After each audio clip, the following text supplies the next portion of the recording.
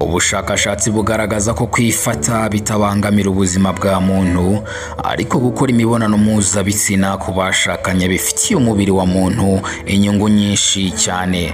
Mu ngingo z'abahanga zakozwe zerekana ko gukora imibonano mpuzabitsina niyo byaba ku rugero ruke mu cyumweru hari akamaro bigirira umubiri. Umumaro wa mbere rero wo gukora imibonano mpuzabitsina kenshi gashoboka ni uko nyuma yo gukora imibonano mpuzabitsina umubiri urekura umusemburo witwa prolactin.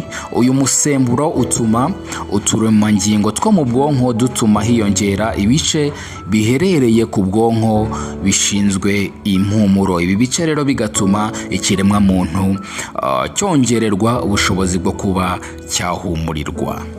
Akamaro ka kabiri rero ko gukora imibonano mpuzabitsina ku kigero kiri hejuru ni uko byongera amahirwe yo kudafatwa n'umutima.